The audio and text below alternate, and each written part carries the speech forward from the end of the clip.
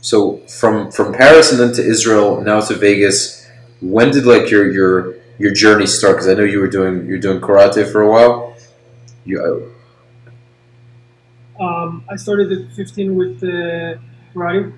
Mhm. Before that, I was training some martial arts a little bit, nothing, just a little bit as a hobby.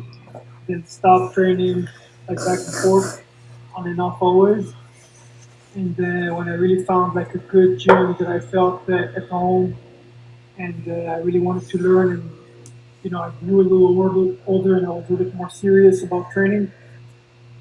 That's when I really got the bug and started dedicating my life to it. Everything was revolving martial arts. You eat, you dream about martial arts, you think about martial arts, you watch martial arts, you train, and you start making sacrifices. You stop going to parties with friends. Mhm. Um, What going was that out, like? What was that like, cousins' man? weddings, bar mitzvahs, whatever it is. You always gotta say no. I'm training. Must have lost a lot of friends doing that. Yeah, a lot of yeah, that's true. And also you disappoint a lot of people. Like losing friends, you think, if I lost them, they weren't my friends anyway. Hmm. But a lot of times you disappoint people. You disappoint family members who want you to go somewhere because it's the right thing to do, and it is the right thing to do. Not if you want to be champion. Right.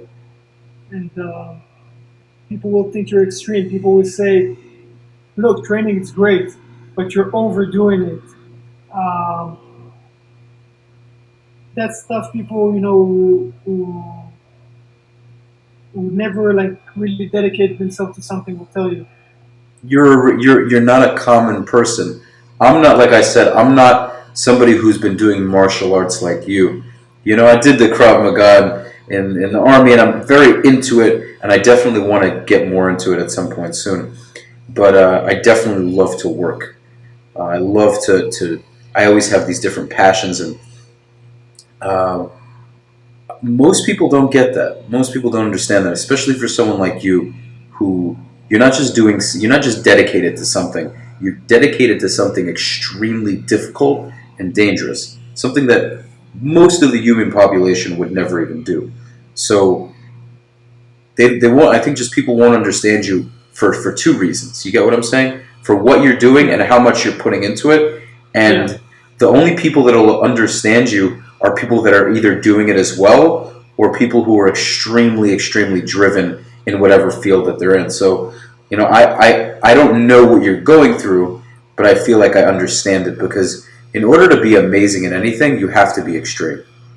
You have to be exactly, crazy. exactly. You have to be fucking crazy and think you have to think about it all day like it's a wet dream. All day. I mean it's a weird way to put it, True. No, for sure. but you're think Do you think you're all gonna be a day. great swimmer when you go and swim 3 times a week for an hour? Like no. Hell no.